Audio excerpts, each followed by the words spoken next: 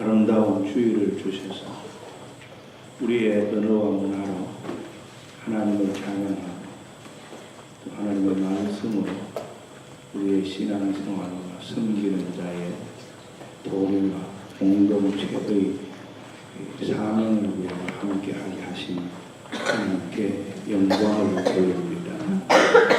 오늘 아침 주일은 전체의 내용 말씀과 함께 주일에 맞는 그중의 말씀을 생각하려고 합니다. 선교적 교회와 성령의 사역이다. 선교적 교회의 이론을 주창한 15년 전에 데럴 구드라고 하는 불전의 은퇴 교수나 미국의 교수들이 선교적 교회를 얘기할 때 인카네이션이라고 합니다. 그리스도의 몸에 육화된 그런 교회 공동체의 사명을 얘기하고 또 특별히 교회 지도력과 공동체에 초점을 맞춘 학자들은 교회가 성령의 충만한 역사 속에 있을 때 선교가 가능하다 그런 얘기를 합니다. 그런데 그분 학자들은 그저 이론적인 얘기를 이런저런 신학적인 교회론 속에서 얘기하고 조직신학적인 논리 속에서 얘기하면서 설명을 하지만 목회를 하고 있는 저는 현장 담임 목사이고 지역 교회를 섬기고 있는 목사는 그냥 이론만 아니고 우리의 목회 상황 속에서 구체적으로 그것이 어떻게 우리에게 도전을 주는가 하는 것을 찾아보고 싶었습니다. 평소에 사도행전을 통해서 성령의 역사를 우리가 깊이 느끼고 또 도전을 받고 그 방향을 따라서 목회를 하고 신앙생활을 하고 교회를 섬기고자 하는 우리들은 좀 더 실제적이고 구체적인 것을 사도신경을 통해서 찾아볼 수 있습니다. 그래서 저는 저 나름대로 이 부분을 하나의 챕터로 묶었습니다. 선교적 교회와 성령의 사역이라. 성령은 사도행전 전체 28장의 키워드입니다. 1장부터 28장까지 50여 회에 나타나는 이 성령은 누가가 지식인으로서 역사가로서 교회 신학자로서 바울의 동력자로서 후원자로서 교회 사가로서 자세하게 누가복음과 사도행전을 쓰면서 현장에 동참하고 경험한 아이위트너로서 사람 이름, 장소, 시간대, 특별한 사건을 잘 기술한 교회사, 교회 발전사, 교회 선교사의 핵심이 되는 키워드가 성령입니다. 바울이 사도행전을 구성하면서 쓰면서 누가가 이 사도행전을 쓰면서 모든 내용들을 자세하게 기술하고 사람 이름을 수없이 쓰고 그 현장에서 자기가 보고 느낀 것을 역사적으로 자세하게 기록해서 후세에게 전해주고 데오빌레라고 하는 로마의 귀족에게 복음을 증명시키고 역사적으로 증언하려고 하지만은 그 모든 사건을 서늘해 갈 때 언제나 그 중심에 둔 단어 하나가 있었는데 성령입니다. 이러한 하나님의 선교사는, 이러한 하나님의 교회 발전사는, 이런 하나님의 구원의 역사는 성령의 역사가 그 뒤에 있다. 커튼 뒤에 보이지 않는 그 메인 요인이고 동력이고 뒤에 내는 성령이다 하는 것을 썼습니다. 그래서 여러분이 사도행전을 읽어가다가 성령이라는 단어마다 빨간 줄을 치고 동그라미를 그려보면은 이 성령이 어떻게 이 사건 뒤에서 이 사건을 만들고 사람을 움직이고 하나님께서 이루시는 교회사를 뒤에서 조정하시는지를 알 수가 있습니다. 그래서 학자들은 그저 성령이 교회의 선교적 동인이라고 그냥 이론적으로 말하지만 우리는 말씀을 중심으로 말씀을 토대로 말씀 안에서 말씀 따라서 구체적인 신앙생활과 교회 섬김과 교회 목회를 할 우리들이기 때문에 오늘은 이 성령을 선교적 교회와 연관해서 구체적으로 생각하려고 합니다. 오늘 우리가 읽은 11장 19절부터 30절 사이에 보면은 그 유명한 바나바와 사울의 만남을 통해서 그리스도인이라고 하는 초대교회의 아이덴티티, 정체성을 갖게 되는 그 준비 작업을 하게 되고, 다음에 13장에 가서 사울과 바나바를 안디옥 교회가 초대 선교사로 파송하는 사건을 볼 수가 있습니다. 그런데 여러분이 성경을 넣고 오늘 우리가 생각한 본문 바로 앞에 11장 17절을 한번 보시면 이런 말이 있습니다. 그런즉 하나님이 우리가 주 예수 그리스도를 믿을 때에 주신 것과 같은 선물을 그들에게도 주셨으니 내가 누구에게 하나님을 능히 맡겠느냐 하더라. 베드로가 요파에서 환상을 보고 있을 때 백부장 고넬료의 집에서도 하나님께서 환상을 주셔서 전혀 함께 식사하거나 만나거나 설교를 할 수 없는 두 그룹을 만나게 했는데, 예루살렘 교회 최고 지도자인 베드로에게 이방인 고넬료가 포화를 보내서 자기 집에 말씀 잔치를 준비해 놓고 베드로를 초청했습니다. 지금까지 이방인에게 복음을 전하는데 전혀 직접적인 관여를 하지 않고 실행하지 않았던 베드로이지만은 성령의 지시에 따라서 갔습니다. 그래서 11장 1절부터 17절 본문 앞부분의 한 센터를 보면은 12절에 성령이 내게 임하사, 15절에 성령이 그들에게 임하시기를, 16절에 성령으로 세례를 받으리라. 그래서 내가 그 사람들 이방인이지만은 예루살렘 교회에 당해도 하지 않고 예루살렘 교회에 성리는 직분자들을 재직해도 하지 않고 내 스스로 독단으로 성령이 지시한 것을 나는 성령의 감동으로 말씀을 전하고 세례를 주고 왔다. 그러니까 예루살렘 교회가 박수 쳤습니까? 기뻐했습니까? 환영했습니까? 박박 뒤집혔습니까? 이방인에 가서 왜 세례를 주고 유대인이 아닌 사람들에게 가서 왜 같이 밥 먹고 설교하고 수양회 했느냐? 너 정신이 있느냐? 유대의 율법을 어기고 유대의 전통을 어기고 유대의 그런 민족적인 자긍심을 어겼구나. 사람들이 베드로 예루살렘 교회 최고 지도자에게 문책을 하고 질문을 하고 추궁을 했습니다.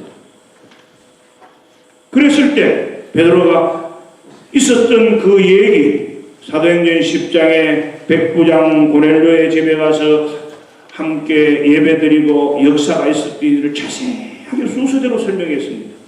이 사도행전의 누가는 모든 일을 잘 역사가답게 사실을 시간적으로 차례로 잘 나열해서 기록했습니다.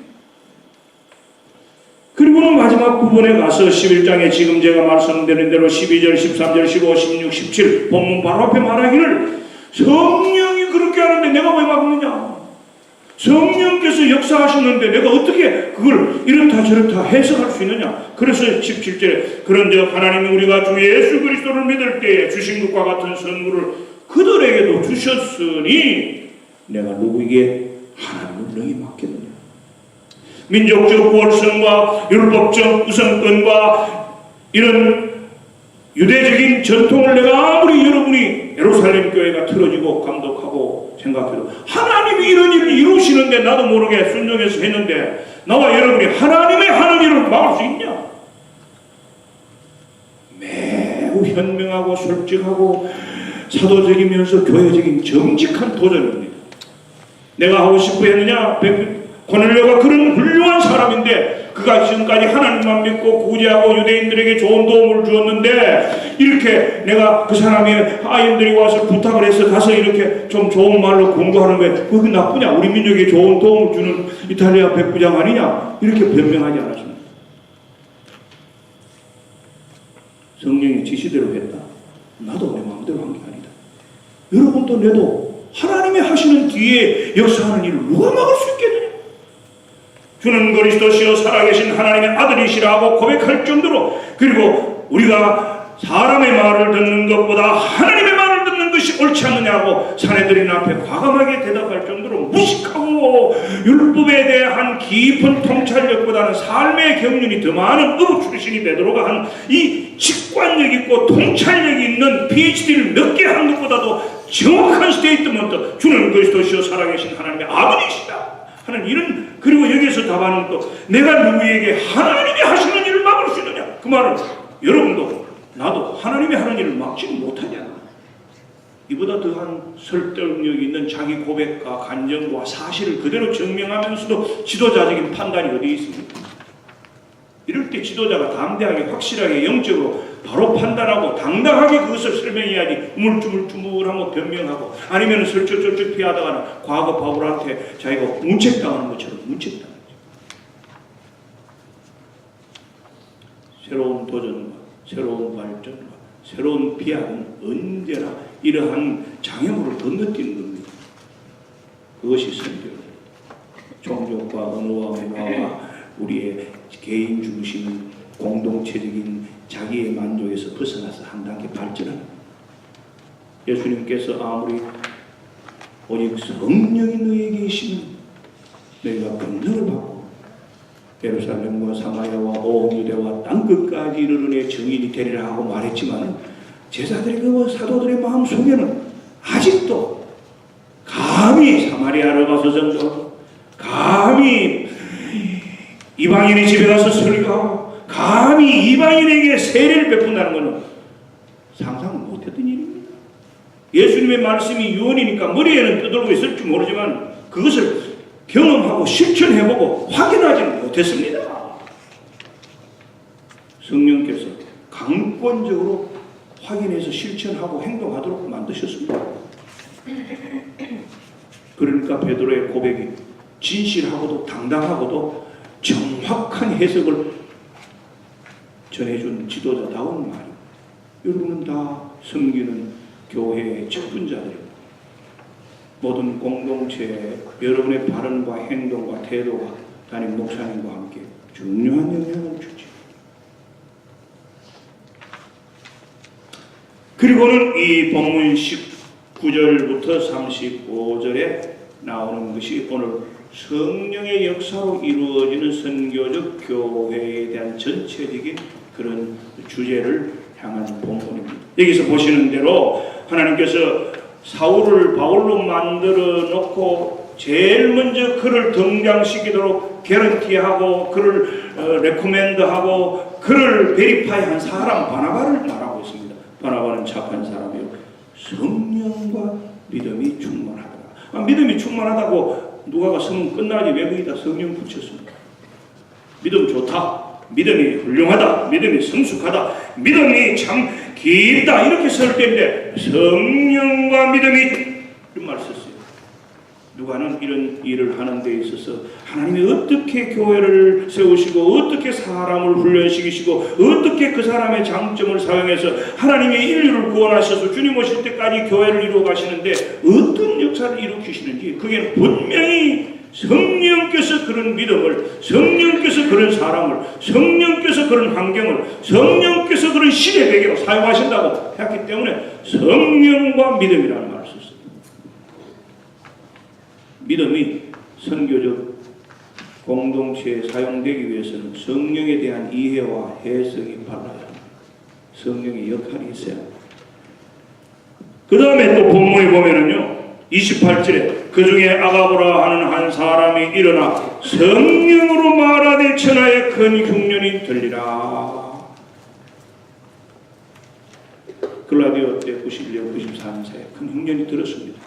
이 사람이 예언적인 은사를 받아서 바나바와 사울이 안디옥에서 1년 동안 열심히 성경을 가르쳤을 뿐만 아니라 안디옥 교회가 이방인들과 유대인이 함께 이루어진 그 당시 최초의 선교적 교회가 외국에 나와서 경제적으로 윤택한 삶을 하는 그런 유대인들과 이방인 교회가 제2의 예루살렘 교회가 그들의 모교인 제1의 예루살렘 교회에다가 선교 헌금, 구제 헌금을 해서 손에 잡혀 보내도록 했습니다. 그래서 선교적 교류가 되고 선교적 일 공동체가 되고 선교지에 있는 선교사적인 공동체와 제일 첫 예루살렘 모교의 사도들이 모인 그 선교사를 파송해서 바나바를 보낸 그 교회와 함께 교제가 이루어졌습니다. 물질을 주고받음으로 후원을 주고받음으로 경제적인 도움을 하고 서로 관심을 가짐으로 서로 인정함으로 어떻게 예루살렘에 있는 사람들이 안디옥에 교회가 하나 생겼는데 지도자가 없어서 좀 어렵다. 가장 긍정적이고 적극적이고 열려진 사람 바나바를 보냈습니다. 시기 질투하는 착한 사람을 보냈습니다. 지도자가 아무리 유능해도 시기심이 많은 문제입니다. 사도행전을 읽어보시면은 여러분 시기 때문에 복음서를 읽어보시면 시기 때문에 예수님 죽었고 시기 때문에 사건이 많이 일어났습니다. 인간이 가지고 있는 본질적인 진리였어요. 유치원에 가서부터 드러나는 인간관계 약점. 우리는 공동체에 사는 교회도 공동체니까 식구들도 공동체니까 시기라는 게 작용하지요. 요셉도 팔려가는데 그게 시기 때문에 팔렸다고 스데반이 설교를 그렇게 했습니다. 시기가 무서운 거지요. 스데반은 시기심이 없는 사람이었습니다. 아무리 훌륭한 목사, 장로, 선교사, 섬기는 자라도 시기심 있는 사람은 한계가 있습니다. 그 사람을 더 이상 못 쓰면 안 됩니다. 왜? 자기보다 앞선 사람, 자기보다 더 열심히 있는 사람, 자기보다 높은 사람 시기하니까. 유대인의 민족적 우월성 속에는 시기심이 많았습니다. 바나바는 틀을 깬 사람입니다. 복음이 전해지고 진리가 나타나고 하나님의 영광이 드러나는데 시기심 따위가 문제가 없었습니다. 그분으로서는 부자였습니다. 재산을 팔아서 교회 앞에 바쳤습니다. 그러나 그를 흉내내려고 질투 많았던 아나니아와 삽비라는 헌금하고도 부고 죽었습니다. 시기와 질투와 그런 욕심으로 하나님을 초대교회에서 하나님 원치 않았습니다. 이런 바나바를 하나님께서 안디옥에 보내도록 예루살렘 교회가 좋은 인재를 가지고 있었습니다. 안디옥은 로마와 북아프리카 알렉산드리아와 아시아의 안대적을 한 지중해 3대 도시입니다. 이미 그 당시에 4,50만이 있고 중국 사람까지 와서 살고 요즘 터키가 동서의 교류의 그 이스탄불이 한 센터인 것처럼 안디옥과 지중해와 그리고 저 동양 바빌론 저 아라비아 그리고 저 인디아 이쪽에 중국 땅까지 아시아인과 이 아프리카인과 그 헬라인들과 이런 사람들이 모여 사는 큰 상권이 형성된 지중해 3대 도시 중에 한 도시입니다. 오늘 본문에 보면 어제 우리가 본 대로 다시 그때 스데반의 일로 일어난 환란으로 말미암아 흩어진 자들이 스데반의 순교로 인해서 스케트된 사람들, 디아스포라가 되는 사람들, 다이아스포라가 되는 사람들이 베니게와 쿠브로와 안디에, 북아프리카와 저 사이프러스 섬 지중해와 그리고 이 아시아의 큰 도시 여러 문명이 종합된 이런 번영된 항구도시 안디옥에까지 흩어지게 되었는데 그곳에 가서 신앙생활을 하다가 이방인들도 같이 그 교회에 와서 공동체로 교회를 이루게 되었습니다. 두 인종과 세 인종이 모이고 여러 민족적 배경을 가진 사람들이 모여서 교회 생활을 하게 되었습니다. 초대교회가 다 그렇게 됐습니다. 그러면 초대교회에서 일어나는 많은 교회의 내적인 여러 가지의 문제들에 대해서 바울이 목회 서신을 쓰고 또 옥중 서신을 썼는데 그게 오늘날 우리가 살고 있는 이민 현장에서 이루어지는 성숙되지 못한 역사가 짧은 이민교회들이 다 겪어가는 과정을 냉철하게 생생하게 볼 수가 있는 것입니다. 그런 점에서 우리 이민 목회는, 이민 목사는, 이민 공동체의 재직은, 이민교회는 사도행전을 그리고 바울의 편지를 목회 서신을 옥중 서신을 보면 구구 절절 피부에 와닿는 골수에 싸우치는 말씀들이 다 2000년 전에 설명되어 있습니다. 왜? 복합적인 이중 언어, 복합적인 문화, 복합적인 민족의 갈등, 생활 양식 거기 다 들어있기 때문에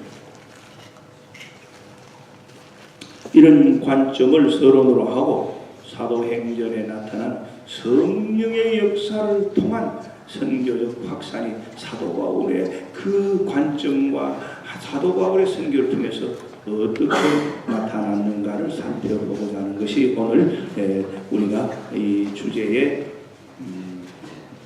내용인데 제일 첫째 13장 1절부터 3절 말씀입니다. 다 같이 사도행전 13장 1절부터 3절 말씀 한번 열어놓고 제가 봉독합니다. 안디옥 교회의 선지자들과 교사들이 있으니 곧 바나바와 니고레라 하는 시몬과 구레네 사람 루기오와 분봉한 헤롯의 젖동생 마나엘과 및 사울이라 주를 섬겨 금식할 때 성령이 이르시되 내가 불러 세워 시키는 일을 위하여 바나바와 사울을 따로 세우라 하시니 이에 금식하며 기도하고 두 사람에게 안수하여 보내니라. 우리가 잘 아는 바울의 1차 선교 여행이 시작되고 사도행전은 이 13장에서부터 1장 12장까지의 초대교회 예루살렘 중심교회에서 안디옥 교회라고 하는 이방에 세워진 디아스포라 교회, 그리고 다민족 문화로 형성된 교회, 다인종으로 구성된 교회, 이 교회를 통해서 사도행전의 역사가 새로운 시대의 출발점으로 들어서게 됩니다. 이때에 안디옥 교회가 바나바와 사울을 선교사로 안수해서 세웠다는 것입니다. 그리고 이 교회를 향하여 외부 사람들이 저 사람들은 크리스티아니티, 크리스천 라이크, 크라이스트 라이크, 그리스도인이라 하는 이름을 얻게 되었습니다. 교인들의 정체성을 찾게 됐고 교회가 선교적인 그런 사명을 갖는 일에 실제 동참하게 되고 헌신하게 되는데 그 모든 일을 할 수 있도록 이 교회를 움직인 동력이 무엇이냐? 성령이 이르시되. 누가는 모든 사건 사도와 바울과 함께 여행을 10여 년 다니면서 사람의 이름만 쓰지 않고 그의 영적 눈을 가지고 그리고 모든 경험을 하는 고백을 통해서 이게 참 신기하다. 이게 하나님이 하시는 일 방법이 있구나. 하나님은 굉장히 보이지 않지만 이런 선교 여행과 선교와 초대교회를 세우고 훈련시키고 바울이 복음 전하는 일에 굉장히 영향을 주는 뭔가 뒤에 손길이 있다. 성령이다. 정확하게 꿰뚫고 정확하게 해석하고 정확하게 우리에게 강조해 줬습니다. 성령이 시켜서 바나바와 사울을 안디옥 교회에서 안수했다. 바나바와 사울은 안디옥 교회의 최고 중요한 지도자입니다. 140여 년 전에 우리 대한민국이 미국으로부터 호주로부터 이렇게 복음을 받아들일 때에 캐나다로부터 복음을 받아들일 때 조선에 온 선교사들 미국 북장로교, 남장로교, 연합장, 강리교, 호주 장연합교회, 캐나다 연합교회 이런 유명한 사역을 우리 북한 땅, 남한 땅에 있는 선교사를 대표적인 사람으로 치자면은 로즈와 어펜젤, 강리교와 장로교의 대표적인 선교사들 이런 사람들을 중심으로 한 헤론이나 아론이나 그전 사람 다 하는 그 사람들은 자기 나라에서 그 지역에서 그 가문에서 그 교회에서 최고의 엘리트들이었습니다. 자기 고향에서 자기 문화에서 자기 나라에서 최고의 교육을 받고 최고의 좋은 환경 속에서 자라고 최고의 좋은 기독교 가문에서 자란 엘리트들이 우리 조선 땅에 왔습니다. 쓰고 나면 찌끄레기 가지고 헌금한 게 아니고 버려도 없을 못을 부분을 교회 갖다 둔 게 아닙니다. 조선이 받은 복입니다. 대한민국 기독교가 받은 복입니다. 바나바와 사울은 안디옥 교회의 기둥이었습니다. 바나바와 사울이 없는 안디옥 기도의 미래를 생각한다면 상당히 걱정이 됩니다. 그들은 성령의 지시이기 때문에 성령이 어떻게 그들을 지시하고 어떻게 판단했는지는 자세하게 쓰지 않지만 그 내용의 과정은 우리는 모르지만 어쨌든 금식하고 기도하니까 성령의 지시대로 따르게 되는 그런 결과가 나왔는데 바나바를 안수하고 사울을 안수해서 내보내는 겁니다. 대단한 희생이고 대단한 그런 투자입니다. 선교라는 것은 섬김이라는 것은 실제적으로 투자고 희생이고 그리고 실제적으로 자기들이 가장 소중하고 귀하고 아까운 것을 아낌없이 내놓는 데서도 시작합니다. 이것이 하나님께서 안디옥 교회를 통하여 성령이 시키는 일을 시작할 때의 전 모습입니다. 이것은 그냥 선교가 시작되었다는 것이 아니고 사명적이라는데 제가 포인트에 이 작은 제목을 두었습니다. 미셔너리라는 것은 선교적 교회이면서도 사명적 교회입니다. 인생의 사명자는 인생의 세월이 흐름과 동시에 보람 있는 열매를 얻습니다. 그리고 사명자는 중단하지 않습니다. 사명자는 어떤 유혹이나 핍박이나 어떤 좌절이나 아픔에서 죽지 않고 살아납니다. 사명자는 끝까지 갑니다. 사명자는 어떤 오해나 어떤 만족이나 어떤 평가나 어떤 찬양에도 굴하지 않고 꿋꿋이 자기 길을 갑니다. 안디옥 교회 사명적인 사명을 띠고 가장 귀중한 그들의 선생이고 지도자고 인재였던 두 사람을 내보냈습니다. 선교한다는 것은 그런 사명적 공동체로 거듭나는 겁니다. 여러분 스스로 신앙으로 성숙하고 여러분 스스로 사귐에 있어서 사랑이 넘치고 여러분 스스로 셀그룹을 통해서 서로가 서로를 위로하고 돌보는 데서 머무는 것이 아니라 사명은 그 밖으로 나가서 우리에게 준 축복과 은혜와 감사를 어떻게 행할 것이냐고 하는 장벽을 넘어서 틀을 깨고 나가는 겁니다. 쉽지 않은 것이요. 생존에 서바이벌에 바쁜 이민자들이 사명으로 나가기가 쉽지 않죠. 저만 해도 그랬습니다. 20여 년 전에 교회를 시작할 때 그때의 환경, 상황, 재정 그리고 예배당의 모습 생존이 급하고 우리 자신들의 예배와 자녀 교육이 급했지 사명에 어떻게 눈을 뜨겠습니까? 그런데 한마디로 바꿔 표현하자면 계획하거나 또한 장기적인 어떤 전략을 세우거나 어떤 목적을 가지고 투자를 한 게 전혀 없었습니다. 단 한 가지 있었다면 처음부터 성령의 인도하신 대로 따르게 하옵소서. 우리 교회 미션 스테이트먼트입니다.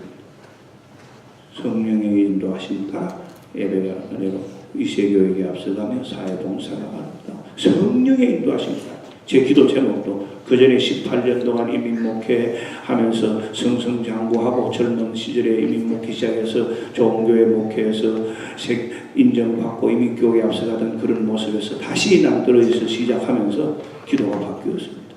내 헌신, 충성, 열심, 정직, 희생이 중요하지 않았습니다. 성령이 인도하시는 대로 하나님이 원하시는 대로 하겠다는 겁니다. 여러분에게 나눠드린 교재 마지막에 제가 한 8년 전에 한 그 기도 일부와의 인터뷰 내용 바로 그것을 제가 보여드리려고 그게 넣은 겁니다. 성령의 인도하신 대로 성령의 인도하신 대로 따르겠다고 할 때는 마음이 열려지고 겸손해지고 그리고 성령의 인도하신 따르게 하겠다고 할 때는 하나님께서 어떠한 손길과 요청과 도움과 지시를 하더라도 순종하고자 하는 마음입니다. 그래서 조그마한 예배당 시작하면서 예배 드리면서부터 바로 한국의 IMF가 1997년 터지고 우리 교회가 1999년 창립될 때 많은 선교사들이 한국 IMF에서 철수하게 되었을 때 선교사 두 사람이 선교단체를 통해서 제의를 얻고 전혀 모르는 사람들이 철수하지 않으려고 마지막 한계 상황에서 이제 한국에서 오는 달러가 끊어지고 한국 사회의 그 부유한 그 교회들이 IMF로 속수무책일 때 조그마한 우리 개척교회의 길문을 벗어날까 말까 하는 우리 교회에 요청이 와서 전혀 저하고는 관계없는 사람인데 제가 선교단체의 관계에서 오래 미주 교회에 선교를 하고 있으니까 부탁이 와서 선교사가 파송하기 시작했습니다. 그 이후로 우리는 늘 부족하고 안타깝고 모자라지만 언제나 성령이 원하시는 대로 순종했습니다. 도움을 원하는 사람 그리고 교회가 나가야 할 방향 하나님께서 우리에게 요구하시는 것 성령께서 원하시는 대로 지도자들의 중심 담임 목사의 태도가 목회 철학이 그와 함께하는 교회의 장로님 집사님들의 일체가 성령이 원하시면 우리가 성령이 원하시는 대로 순종해서 최선을 다하자. 이럴 때 하나님께서 spiritual sensitivity를 주십니다. 영적 지각력을 줍니다. 성령께서 원하시는 겁니다. 성령께서 우리를 이런 기회를 주셨다. 성령께서 우리에게 이런 요구를 하신다는 마음에 감동이 들 때 지도자들부터 언제나 그것을 외면하지 않고 받게 된 것입니다. 성령은 구약시대처럼 불기둥, 구름기둥처럼 만나의 메추라기처럼 오는 것이 아닙니다. 성령은 초대교회 오순절 다락방처럼 방언이 터지고 불과 그 해 갈라지는 것처럼 오는 것도 아닙니다. 과거에 한국교회 한참 성령 운동할 때 방언 연습시키는 기도원도 있고 방언 받으면 무조건 성령 받았다고 교회에서 은혜 받는다 은혜 파라고 그랬지만 말씀도 모르고 기독교의 구원의 도리도 모르고 말씀의 성숙함도 없이 은혜 받고 성령 받았다고 해가지고 자기 도취에 빠져서 교회에 어지럽힌 사람이 얼마나 많았는데 말씀의 터전과 뿌리와 진리 없이 성령에 도취된 감정적인 자아 도취에 빠져가지고 뿌리 없는 신앙으로 마지막에 날려버리고 공동체를 어지럽게 한 그런 은혜파들이 한국에 얼마나 많았었습니까? 조차기. 저도 다 그런 데서 자라보았어요. 방학만 되면 기도원에 가고 부흥회는 쫓아다니면서 제일 앞쪽에 앉고 어릴 때부터 우리 어머니 목사 시키려고 나는 태어나고 만들었기 때문에 지독하게 부흥회 열심히 쫓아다녔어요. 장점 단점 다 경험했기 때문에 내가 여러분에게 말씀드릴 수 있어요. 성령은 나의 감성적이고 나의 감동적이고 나의 이기적이고 우리의 어떤 기쁨과 만족이 아니라 성령은 때로는 비둘기처럼 고요하게 성령은 때로는 우리에게 정의를 향하여 목소리를 높이고 정의를 향하여 우리가 생명을 걷는 듯한 발언을 하게 하고 성령은 때로 우리가 뜨겁게 찬양하고 노래하는 가운데 그리고 성령은 때로 우리의 삶의 성공과 실패와 좌절과 아픔과 또 기쁨과 즐거움을 통해서 하나님께서 우리에게 주시는 감동을 진하게 바로 깨우치도록 충동해주고 말씀을 듣다가도 우리의 새로운 자아를 발견하고 기도하다가 고요한 가운데 세미한 음성도 듣고 각양각색으로 역사하지 방언하고 두드리고 붙이고 노래하고 성령 충만 성령이 오셨는만 하는 데만 다 있는 게 아닙니다. 안디옥 교회는 성령의 음성을 잘 듣고 사명적 교회가 되었습니다. 삶의 여유가 있어지고 인생의 여유가 있어지고 교회가 성장하고 이민사회에서 우리의 삶이 나아질수록 우리는 자신의 삶과 교회의 안정을 유지하기가 쉽고 즐기기가 쉽습니다. 소모적인 삶에 끝날 수가 있고 중심적인 우리들의 센트럴라이제이션에 끝날 수 있습니다. 그러나 하나님 우리를 그렇게 부르지 않았잖아요. 하나님 우리를 부르신 목적이 있습니다. 하나님 나라의 빛과 소금이 되고 하나님 나라의 사명자로 사명 공동체로 세우신 것이 이 땅의 그리스도의 교회들입니다. 사명은 세상을 보게 하고 주위를 보게 하고 역사적 안목을 방해하고 시대적 상황을 일으키게 하고 성경으로 나를 보고 성경으로 공동체를 보고 성경으로 우리를 볼 수 있게 만들어줍니다. 그래서 사명적 교회가 되어서 최고 좋은 자원과 인재를 세워서 보내고 세워줍니다. 사명은 이렇게 순종하면은 하나님 주신 기쁨도 있고 보람도 있고 갈수록 하나님 귀히 쓰시는 그런 영광을 체험할 수가 있습니다. 두 번째, 사도행전 6장 6절에서 15절 말씀 우리 다 함께 내려놓도록 하겠습니다. 네, 오늘 5곳을 찾습니다. 사도행전 16장 6절에서 15절 말씀을 한번 보겠습니다. 16장 6절부터 15절 말씀입니다. 교독합니다. 성령이 아시아에서 말씀을 전하지 못하게 하시고 그들이 부르기아와 갈라디아 땅으로 다녀가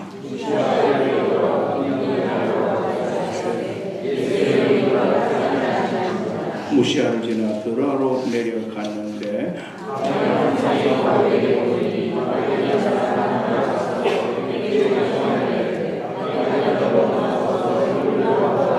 바울이 그 환상을 보았을 때 우리가 곧 마게도냐로 떠나기로 힘쓰니 이는 하나님이 저 사람들에게 복음을 전하라고 우리를 부르신 줄로 인정하리라.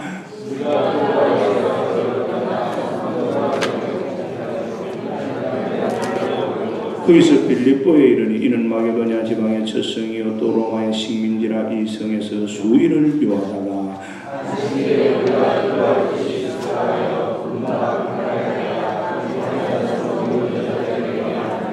또 아디아시아에 있는 자색 옷감 장사로서 하나님을 섬기는 루디아라 하는 한 여자가 말을 듣고 있을 때 주께서 그 마음을 열어 바울의 말을 따르게 하신지라.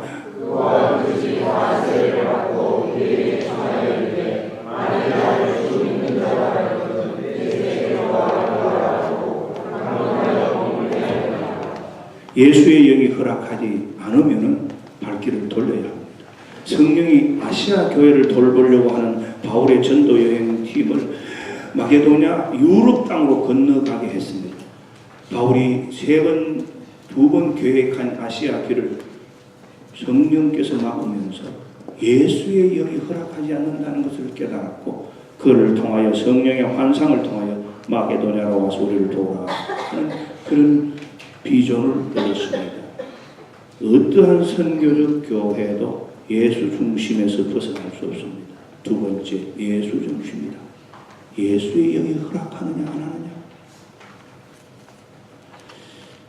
바울 선교단의 입장으로서는 자기들이 개척해놓고 자기들이 훈련시킨 그 교회의 지도자들을 돌보고 아직도 단단하게 세우지 못했는데 이 아시아를 두고 마게도냐 지중해 저에게 북쪽을 건너서 유럽 요즘 말하면 그리스도의 저 북쪽 터키와 맞닿은 마게도냐 그 유명한 알렉산드리아, 그레이트 알렉산드리아가 동양까지 정복하려고 했던 그 마게도냐 지방, 유럽의 관문인 빌립보 지방으로 건너가라고 하는 환상을 받았을 때 주저했습니다. 사람마다 인생이 있고 교회마다 공동체의 꿈이 있고 모든 조직마다 나름대로의 사명 선언이 있습니다.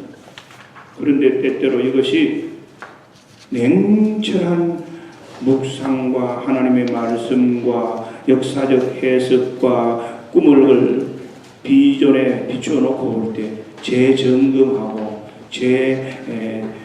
애널라이징 분석해야 될 때가 있습니다. 역사 발전이라는 그래서 이루어지죠. Behind the story, inside the story, toward the story. 비전이라는 것은 지난 과거의 behind the story 그리고 현재의 상황을 바라볼 수 있는 in story, inside. 그러면서 미래를 꿈꾸는 foresight의 story. 비전은 현재 미래만 보는 게 아니고 과거를 보면서 현재를 보고 현재를 토대로 미래를 바라보는 과거와 현재가 미래와 함께 어울려지는 데서 비전이 생깁니다. 그동안 한국에서는 헛꿈이 많았습니다. 꿈은 이루어진다. 꿈을 꾸라. 꿈은 이루어진다. 방송으로, 신문으로, 미디어로, 온갖 문화 작업으로 해서 많은 사람들에게, 젊은이들에게 긍정적인 그런 의식을 주고 그랬지만 여러분, 꿈은 이루어진다는 것은 옛날에 바보처럼 부자 되십시오 하고 노래하고 똑같다고 저는 봅니다. 오래전에 한국 가보니까 사람들이 만나서, 친척들이 만나서 부자 되세요. 그렇게 인사하더라고요. 여러분 계실 때 아마 있었을 겁니다. 그래서 내가 내 동생이 그런 얘기 하는 거 한 번만 했습니다. 니 권사가 돼도 아직 그따구냐. 지도자들의 의식입니다. 꿈, 개꿈도 있고요. 야망도 있고요. 그리고 허망한 그런 사람을 쇠뇌 공작하는 그런 헛꿈도 있습니다. 사람 살다 보면 밤마다 꿈 많이 꾸죠. 저도 꿈 많이 꾸고. 그런데 별로 작꿈을 안 꾸고 편하게 자는 게 제일 좋습니다. 목사가 돼서 그런지 지금까지 제 일생에서도 잊지 못하는 몇 가지 꿈은 있습니다. 목회하는 가운데서도 잊지 못하는 꿈이 있습니다. 대체적으로 2번, 3번 반복해서 내 삶과 목회에 관계된 것과 내 사명에 관계되고 우리 공동체의 미래와 사명에 관계된 그런 아주 명확한 꿈입니다. 기도하다가 간절히 사모하다가 말씀 보면서 고민하고 단식하거나 아니면 간절히 하나님께서 원하시는 그런 마음이 돼야 되거나 나는 전혀 준비가 안 됐지만 하나님이 원하시는지 무엇인가를 광등과 방황 속에 있을 때 정확하게 주신 하나님의 드림이 있습니다. 요셉이 바로 그런 꿈을 꿨지요. 그리고 그 꿈을 함부로 얘기하니까 형들이 꿈이 꿈대로 내가 한 보자고 팔아먹어버렸죠. 그런데 그 꿈이 꿈처럼 이루어져서 꿈을 해석하다가 13년 만에 꿈대로 됐지 않습니까? 하나님이 주셨기 때문에 그게 꿈이죠. 내가 가지고 있는 야망이나 욕심이나 부모의 충동이나 사회의 충동, 개꿈이었다. 한국 사회가 아무한테나 꿈은 이루어진다, 꿈은 이루어진다. 그런 욕심과 야망과 이기적인 충동을 잘못했습니다. 하나님이 나에게 주신 사명이 뭐냐? 그리스도인으로서 내 인생의 비전을 뭘 어떻게 가는 것이냐? 내가 이 젊은 사람으로서 앞날에 내 갈 길이 뭔가? 그런 걸 가지고 고민할 때 하나님이 꿈을 울 때 그 꿈이 꿈이죠.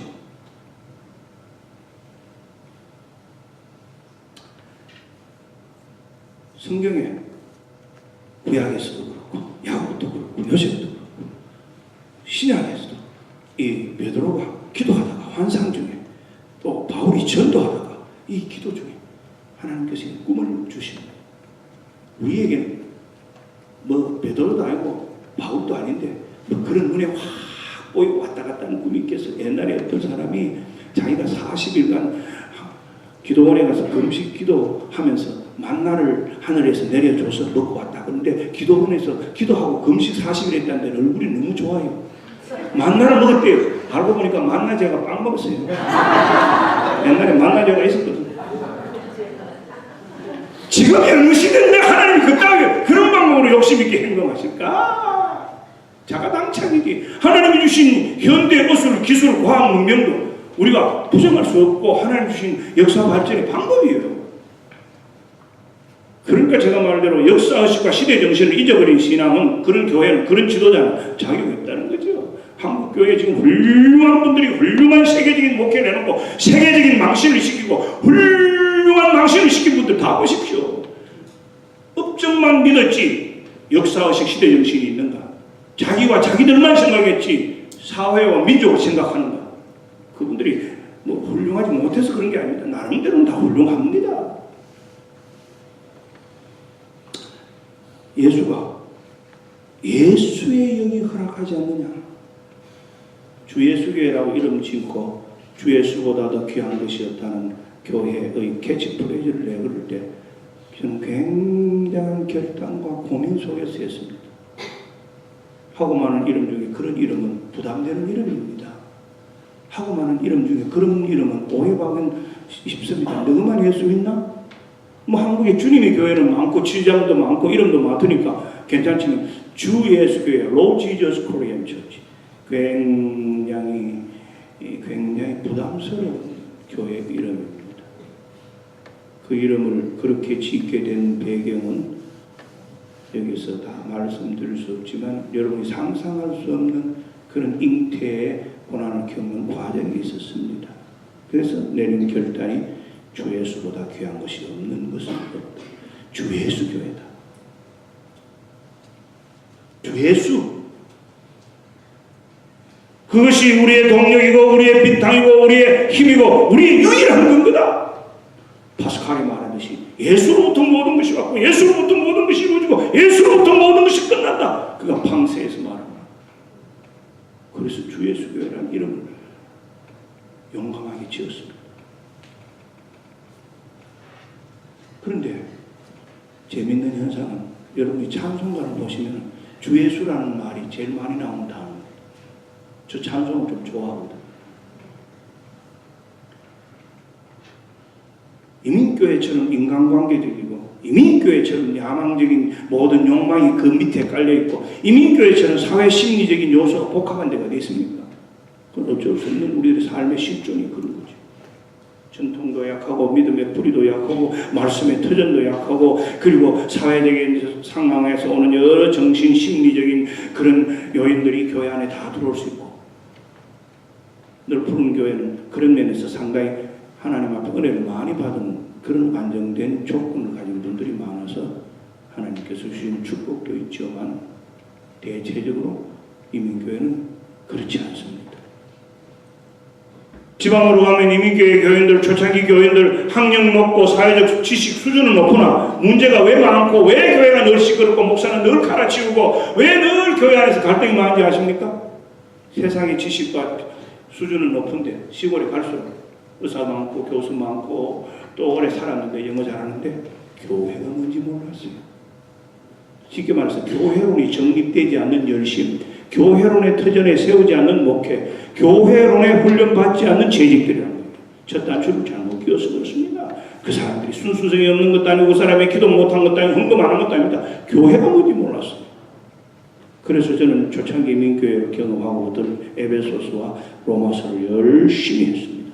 교수들, 유학생들 처음 제가 목회할 때 목회해보니까 똑똑하고 지혜로워서 순수하게 복음을 전하니까 전도는 많이 일어나고 교인들을 많이 양육 훈련해서 그 당시만 해도 한국의 서울의 유수한 대학에 유수한 기관에 다 보냈지만 문제가 하나 있는 게 교회가 뭔지 잘 모르기 때문에 순수하고 깨끗하게 신앙생활하던 사람이 그 거대한 교회 구조 속에 가서 적용을 잘 못할 수 있고 또 여기에서도 그런 순수한 신앙의 그 틀은 좋지만은 교회 공동체 생활에 그 훈련이 부족해서 교회가 왜 세워졌는지, 교회의 방향이 뭔지, 교회는 본질적으로 뭘 위해 존재하는지, 교회는 우리 구원과 평안과 우리 이민 생활에 하나님의 축복을 위해서만 존재하는 게 아니고 그것은 하나님이 우리의 상황과 시대 상황으로 삼은 것이고 교회의 본질은 전도와 선교고 교회의 본질은 영혼구원이고 교회의 본질은 하나님 나라를 위하는데 우리가 성숙해서 훈련받아서 봉사하고 섬기도록 하는 데 있지 우리 자식의 본질이 아니잖아요. 예수 아닙니까? 예수. 그래서 어린아이의 신앙에 세월이 흐르다가 보니까 교회 중직자가 되다 보니까 문제가 많아서 교회가 성숙하지 못하고 죄송합니다. 목사님들 그런 사람 많아요. 이민사회에서 갑자기 목사님 된 분들 가운데는 교회가 뭔지 종잡지 못하고 교인들을 고생시키고 역사를 그렇게 터전을 잘못 놓는 사람도 많아요. 제가 이런 말하면 좀 부끄럽지만 그래도 젊은 나이에 빠른 시대에 이민교회 일찍이 제 나이의 어른들 모습 빨리 목회를 해봤기 때문에 저적경. 그래서 에베소서를 가지고 제가 전국적인 세미나를 젊을 때는 한 10년을 했는데 어느 선교기관에 그 도움으로 부탁을 In Christ 그리스도 안에서 히라보로 En Christos 그리스도를 위하여 그리스도를 통하여 그리스도를 안에서 에베소서가 철저히 그리스도론적인 교회론을 가르치고 있습니다. 마지막에는 그리스도의 신부인 교회론으로 종합을 하면서 그런 훈련이 잘 안 돼요. 교회가 우리 자신만을 위해 있습니까? 목사만을 위해 있습니까? 장로님, 집사님과 교인들만을 위해 있습니까?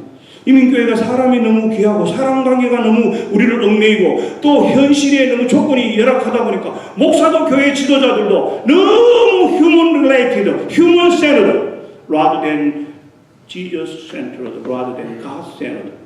이게 우리의 문제였습니다.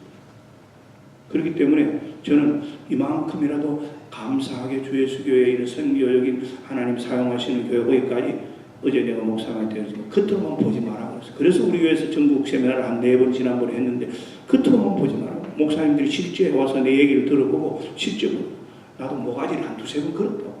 내 죽을, 내 미래를 아무 보장 없는 그런 미래를 생각 안 하고 모가지를 2-3번 걸었다고.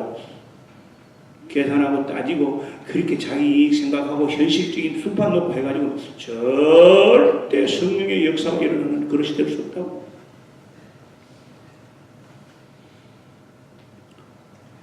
옳은 장로 생활 하다 보면 모가지 그럴 때를 경험해야 그 사람이 옳은 장로된 경험이 있는 사람입니다. 양다리 걸친 사람은 절대 그런 경험 안 합니다.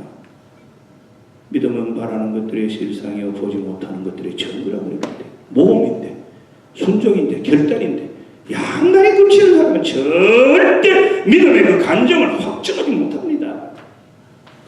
글로선 성경이지 성령의 말씀으로 된 골수를 쪼개는 말씀이 아니란 말이에요. 그건 모험이고 실천이고 그건 결단이잖아요. 교회 섬기는 목사는 목사대로 똑같고 장로님 집사님은 집사님대로 똑같습니다. 목사는 목사의 그릇과 직분에 맞게 사명에 맞게끔 하나님이 그런 테스트를 하지만 여러분은 여러분의 삶에 맞게 믿음의 정도에 맞게끔 하나님이 다 그렇게 불러셔서 훈련시키죠. 그럴 때 우리가 놓지 말아야 하는 것 주 예수보다도 귀한 것은 없네. 예수가 허락지 않으면 스탑하고 예수가 허락하면 가고 믿음의 분수를 지키라고 바울이 얘기했어요. 직분자들에게 목사가 때때로 교인들의 행태나 교인들의 모습을 보면 막 가슴이 터지는 것 같고 부르다가 막 뺨이라 때리고 싶은 마음이 들지만 그래도 목사가 왜 참아야 되느냐? 그건 내 양이 아니고 하나님 맡긴 양이니 내 게 아니란 말이에요. 여러분이 목사가 하는 게 마음에 안 들고 괜히 심통이 나고 시기가 나고 교회가 내 마음에 안 들어도 여러분이 선을 지켜야 하는 것은 그 사람은 여러분이 불러야 하는 불러야 아니에요. 하나님이 보내는 하나님의 종이란 말이에요. 아무리 자기가 의사를 표해도 사무원이라도 폴리스선을 넘으면 경찰이 일단 잡아가야 됩니다. 미국의 법이. 저는 결혼식 주례할 때 사진 예행 연습할 때 사진사를 불러놓고 예행 연습 꼭 참가시킵니다. 요 선 안으로는 들어오지 마십시오. 여기 포트라인입니다. 사진 잘 찍기가 파면 됐지 결혼식 별로 중요시 하잖아요. 그런데 가장 결정적이고 음습할 때 돌아가서 막 엉망 만든다고요. 요 라인은 강대상 안으로는 못 들어옵니다. 원하면 내가 다 일일이 모션을 해주겠습니다.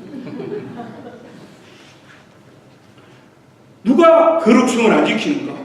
교회 안 나온 사람, 직분자가 아닌 사람은 오히려 종교적인 두려움과 거룩성과 그리고 종교 기구에 대한 이해가 있지만 교회에서 열심히 봉사하고 교회를 책임지고 있는 우리들이 오히려 선을 넘을 수가 있습니다.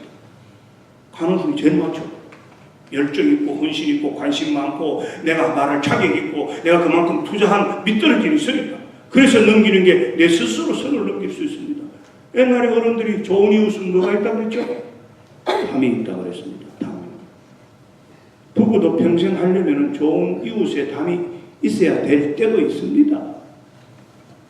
시큰 잘 사다가 말년에 이상한 거 났다고 옛날 애인이 틀어놓다가 그냥 밥도 못 먹는 그런 바보 같은 짓을 왜 해?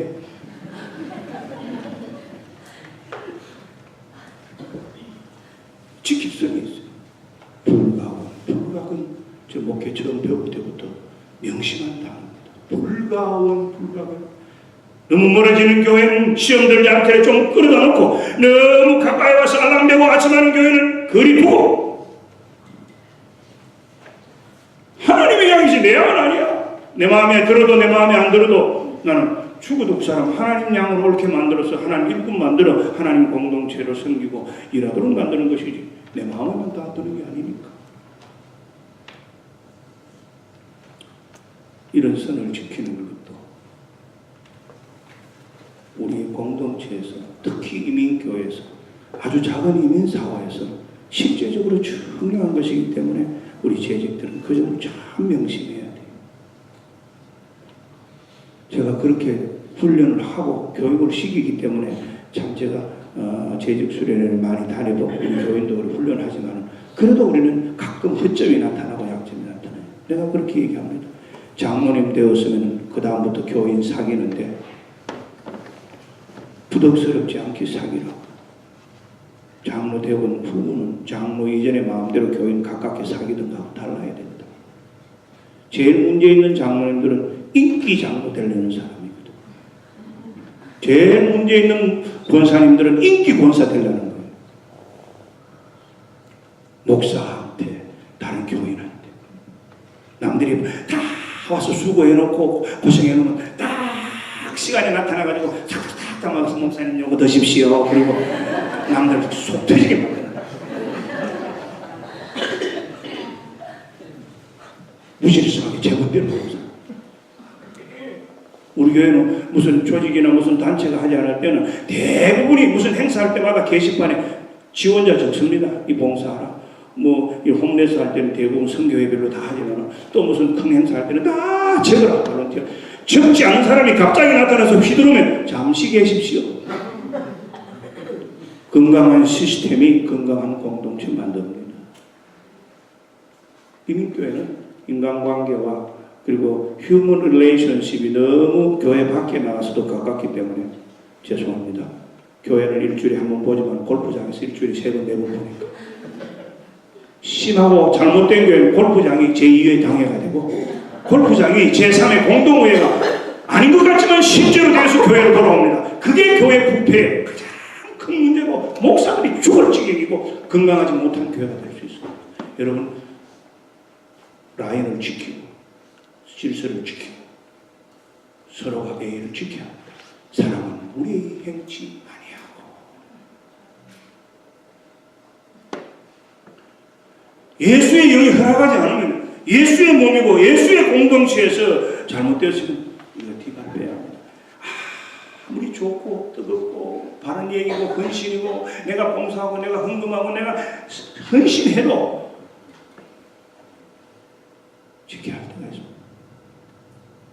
다윗이 왜 하나님의 마음의 중심에 합당한 사람입니까? 사울을 죽일 기회가 2번, 3번 있었습니다. 마지막에는 동굴에서 옷자락을 메고 마지막에는 그 물병을 가져오고 그렇게 하면서도 자기를 따라다니던 600명 신목 중에서 때가 왔다고 스태프들이 이때입니다 하고 충동을 해도 하나님의 기름 부은 받은 자를 내가 칠 수 없다. 하나님이 주시는 때에 따라 하나님이 하실 것이니까 기다려. 10여 년을 도망다니고 망명하고 바보 미친 짓을 하면서까지도 하나님이 기름 부은 자를 내가 마음대로 칠 수 없다. 하나님의 시간과 때를 기다리자. 그랬기 때문에 다윗은 헤브론에서 7년 6개월, 예루살렘에서 33년, 40년을 다스리면서 이스라엘의 온전한 중앙 집권적인 국가로 만들었습니다. 피를 흘리지 않고. 그래서 다윗의 비열이 오늘 이스라엘의 비열입니다. 온전한 중앙 집권적인 나라. 하나님의 때와 하나님의 방법을 끝까지 기다렸습니다. 억울하도 기다리고 죽고 싶어도 기다리고 부하들이 충동해도 기다렸습니다. 하나님의 때와 시간을 기다리자. 하나님이 처리하실 거야. 하나님의 기름 부은 자야.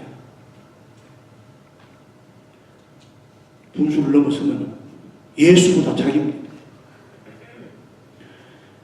대한민국은 세계에서 2단으로 유명한 곳입니다.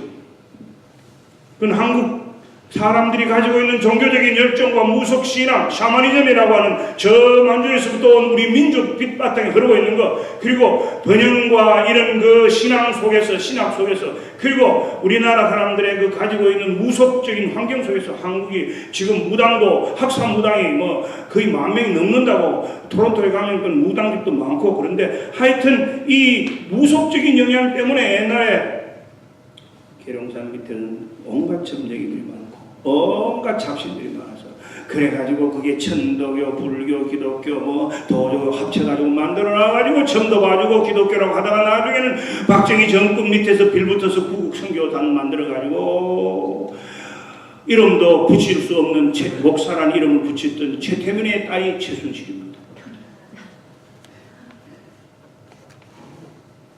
하루아침에 이루어진 잘못이 아닙니다. 정신적 혼란과 국가적인 그 오용이. 이단들은 처음부터 잘못된 것도 있지만 처음에 잘된 것도 있습니다. 여러분, 남대문 교회 집사가 6.25 사변 후에 우리나라가 참 어려울 때 기도 많이 하고 성령의 역사가 많아서 병도 많이 고치고 그렇게 해서 다 역사를 이루어서 그때는 우리나라가 못 살기 때문에 부흥에 얼마나 쫓아다니고 또 마음들이 상한 아낙네들이나 여인들이 서러움이 부흥에서 콧물 눈물 흘면서 카타르시스하고 그러던 때 우리나라의 신앙종 처음부터 나쁜 집단 아니었습니다. 한국의 정통적인 장로교단의 집사 출신입니다. 나중에 이 사람이 도를 넘어서서 내가 정확한 좌소를 듣고 현장에 있는 사람 얘기 들으니까 성경 왜 보나? 내 간증이 최고고 내 체험이 있는데 기적이 있는데 성경을 왜 봐요 목사님? 그런 정도로 도가 넘어서는 도를 넘어가는 예수의 영이 허락 안 하니까 바울이 참 고민했습니다. 성령이 얘기한 누가는 그냥 성령이를 만났고 16절에는 성령이 아세에게 말씀을 전하지 못하게 해놓고 7절에 가서는 이걸 더 누가가 강조하기를 그냥 영이라고 하지 않고 이 성령은 푸념하고 구약에는 루하하로서 하나님의 영 살아계신 삼위일체 하나님의 임재 그리고 하나님께서 예수 그리스도를 통해서 보혜사로 우리에게 약속하신 헤르 컴프로트 카운슬 때로 돕기도 하고 때로는 상담하기도 하고 때로는 우리를 위해서 싸워주기도 하고 때로는 위안시켜주는 성령의 역사가 이렇게 나타나는데 여기 와서 바울은 누가는 예수의 영이라고 다시 한번 얘기했어요. 어디서 하나님의 영이라까지 다시 재탕을 해서 설명합니다. 예수의 영이다. 가지 마라. 마게도냐 수리도라. 대체적으로 선교에 희생하거나 선교사가 되거나 선교적 사명을 가지게 된 교인이나 선교사나 목사나 이런 공동체를 보면 그냥 된 게 아닙니다. 대체적으로 자신의 계획과 자신의 생각하고는 의도하고는 다른 이상한 사건으로 정해서 보내줍니다. 여기 사건처럼. 여러분, 언더우드가 중국에 가려고 그러다가 날아왔습니다. 언더우드는 초창기 한국에 와서 생원교회, 연세대학교, 한국의 이 성서학회 이런 걸 세우면서 누구보다도 기독교의 그 복음과 교육과 사회 그 문화 그리고 초교파적인 그런 선교를 앞세웠던 사람이고 그 정신이 한국교회 그 철저하게 장로교, 감리교가 연합해서 연희정군을 세우도록까지 한 사람. 그런 사람들 조선의 땅을 찾기 이전에 중국에 대해서 관심을 가지고 인도에 대해서 관심을 가지고 그러다가 선교본부와의 연락해서 선교본부에서 오는 어떤 요청을 통해서 생각지도 않게 조선 땅을 밟게 되었습니다. 참 묘한 일입니다.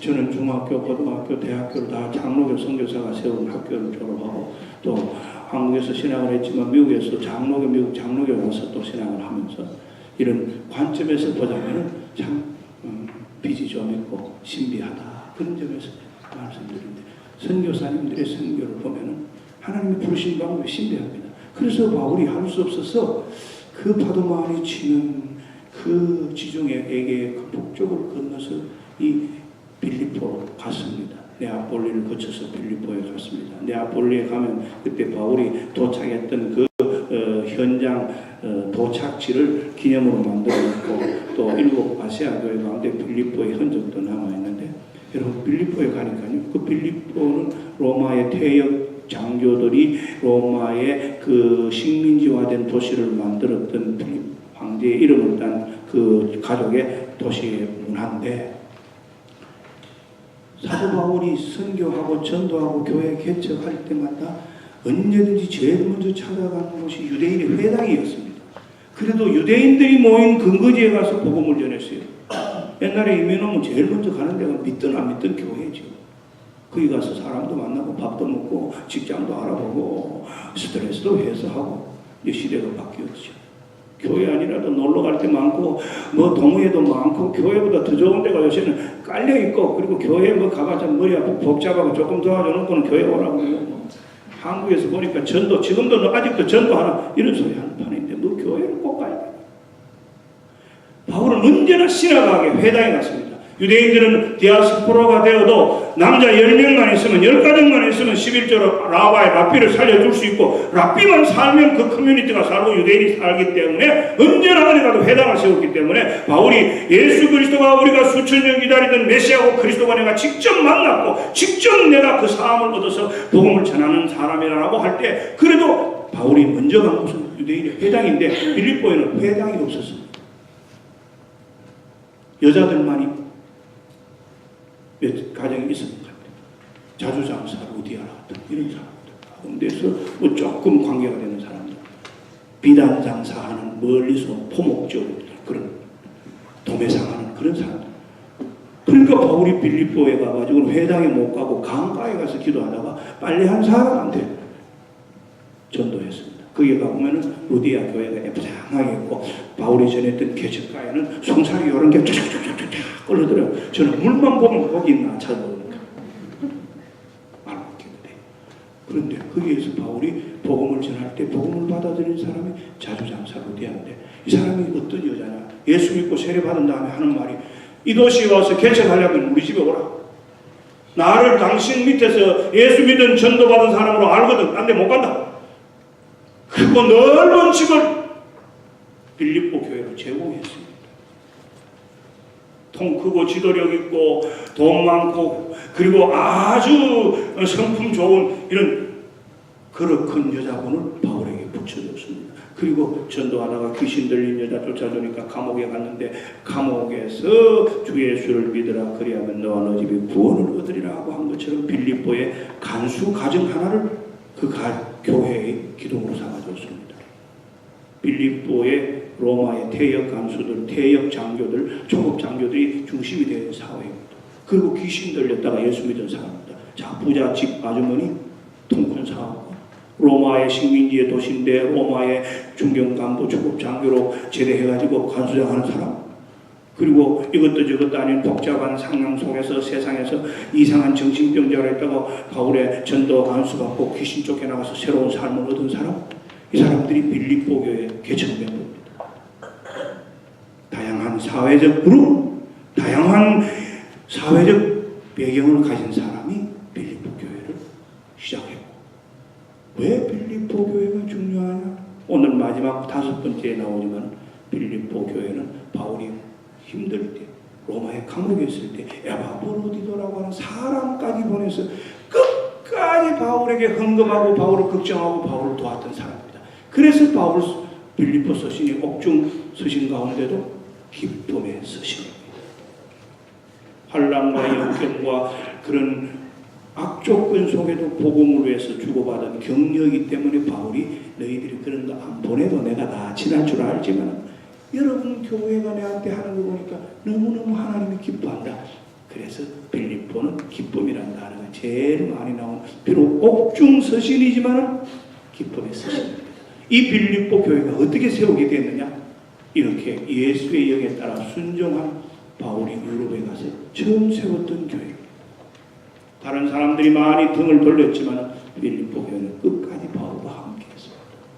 예수의 영을 따라가다가 보면은 뜻밖의 호박 눈물도 건지고 전혀 나와 관계없는 사람들이 하나님께서 준비도 시켜놓습니다. 바울 설교에 있어서 가장 중요한 세 사람의 그룹이 있는데, 그를 예루살렘에 추천해서 보정해준 바나바, 그리고 그의 비서이자 후임자인 디모데, 그리고 자주장사 루디아처럼 후원자 있는 사람이 있었습니다.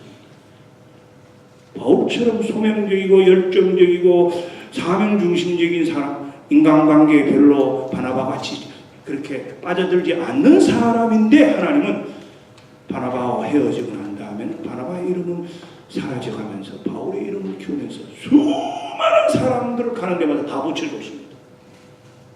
교회, 하나님 사람 붙여줘야 됩니다.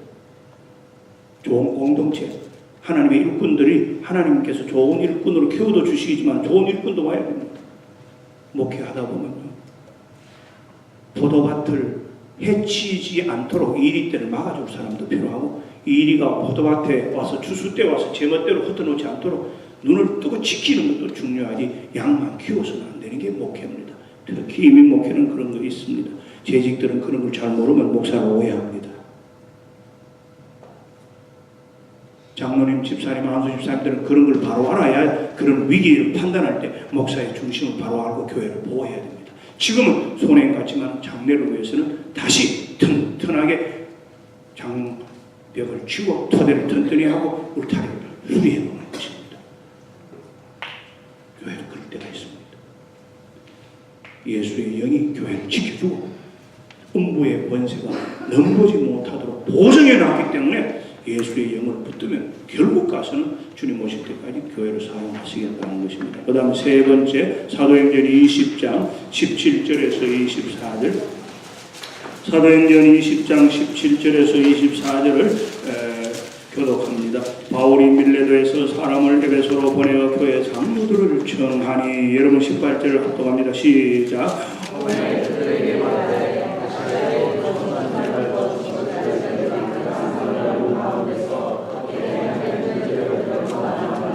곧 모든 겸손과 눈물이며 유대인의 관계로 말미암아 당한 시험을 참고 주를 섬긴 것과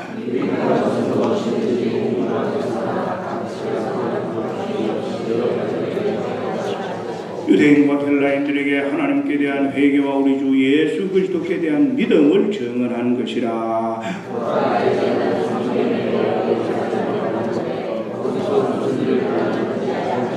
오직 성령이 각성에서 내게 증언하여 결박과 환난이 나를 기다리신다 하니 하시나,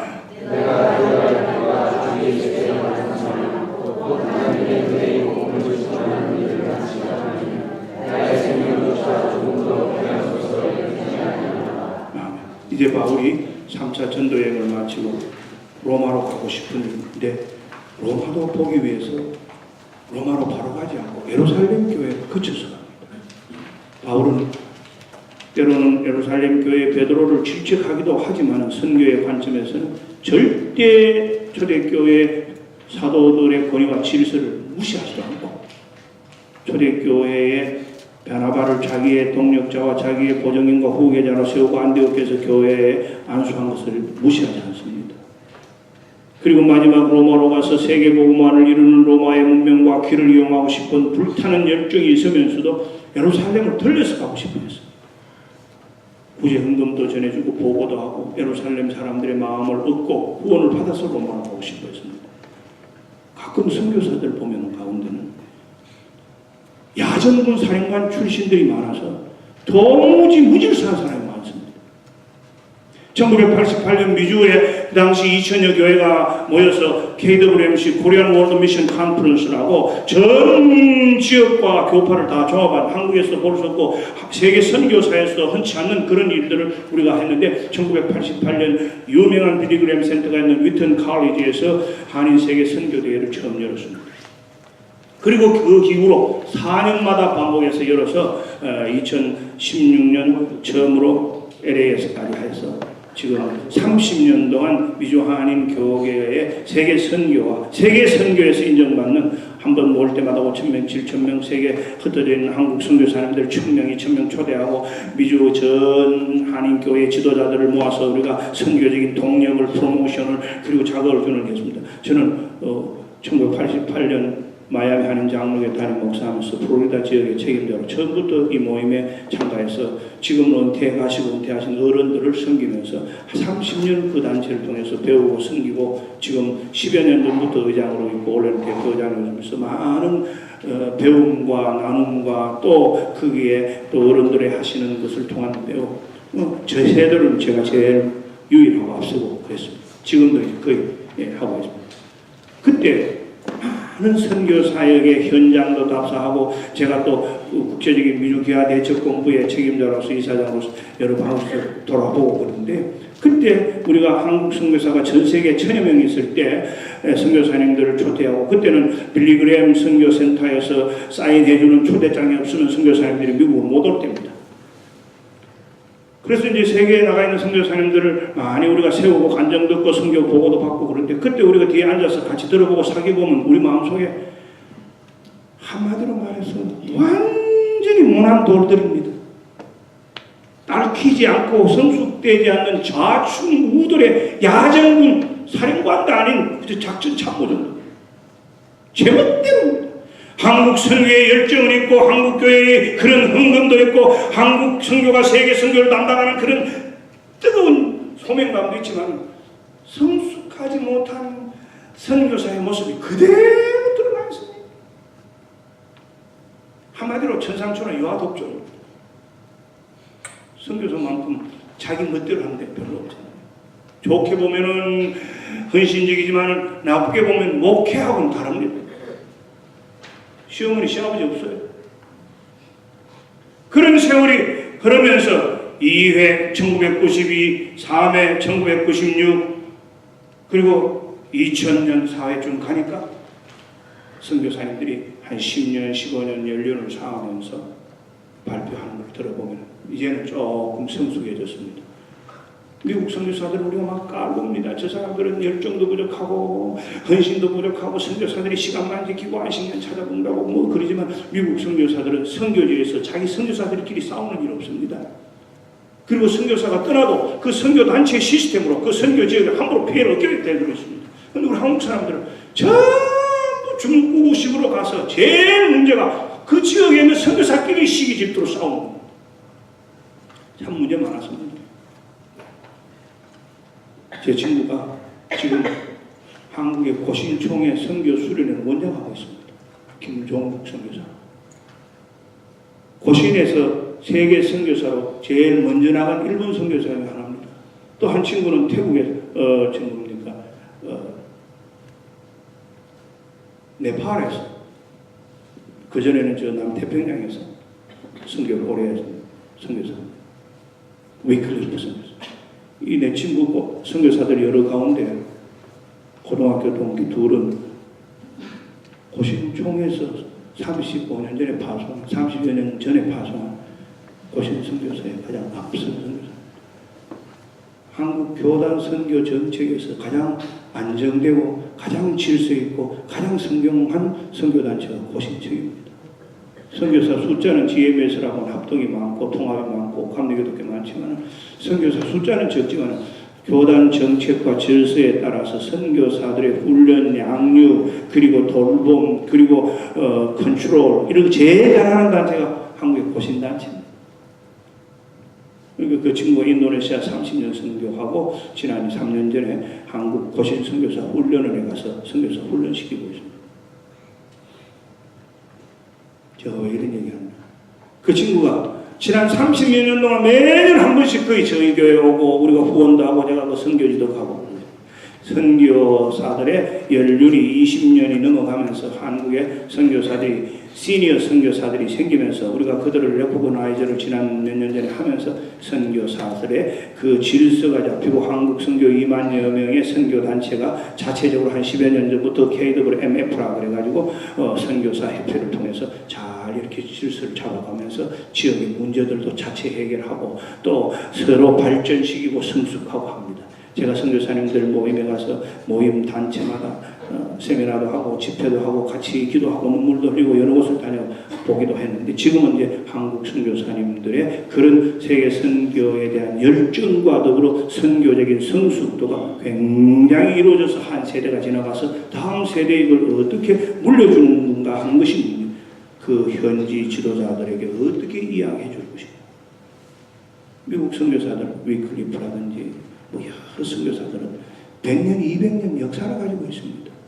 지금은 서양 기독교의 힘이 약해서 그렇지만 제가 20여 몇 년 전에 아마존에 갔을 때도 한국 선교사 페루 선교를 도쿄에 갔지만 아마존에 있는 원주민 말가보고 사는 사람들에 가서 치료할 때는 그 서양 사람들은 위클리프 비행기를 전선에 타고 들어갔습니다.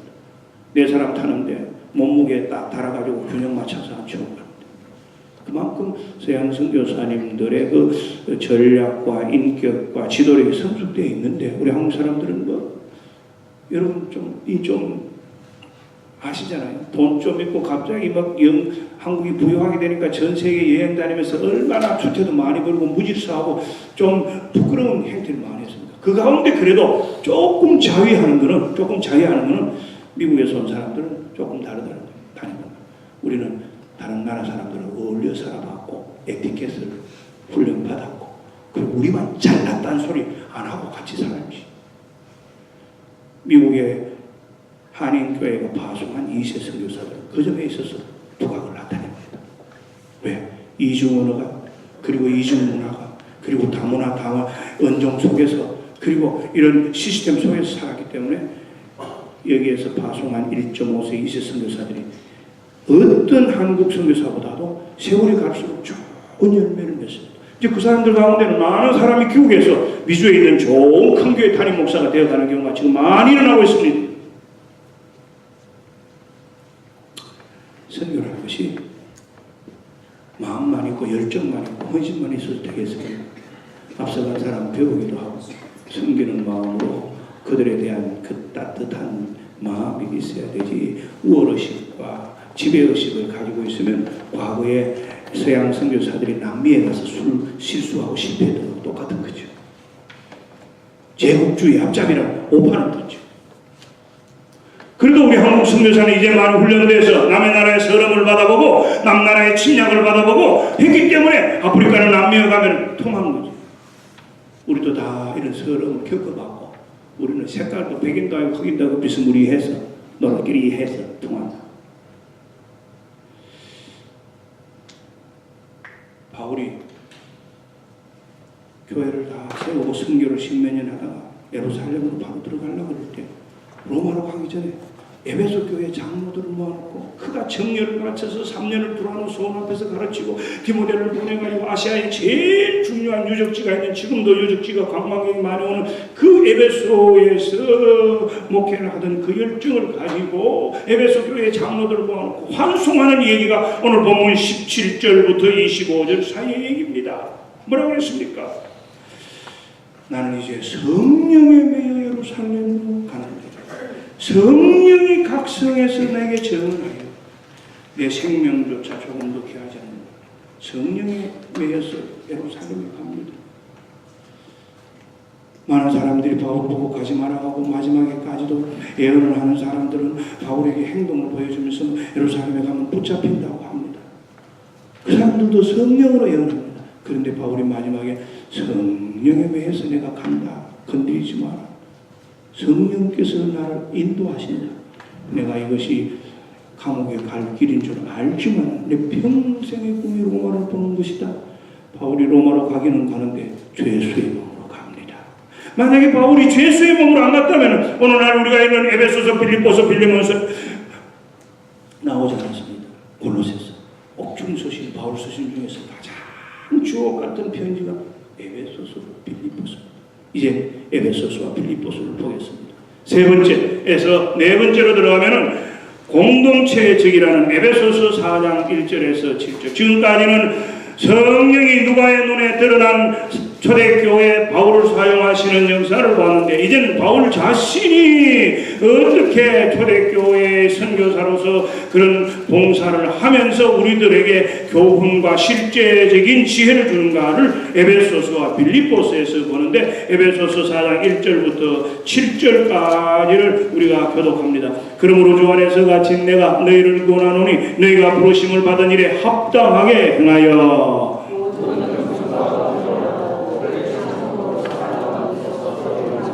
평안의 매는 불러 성령이 하나 되게 하신 것을 힘써 지키라.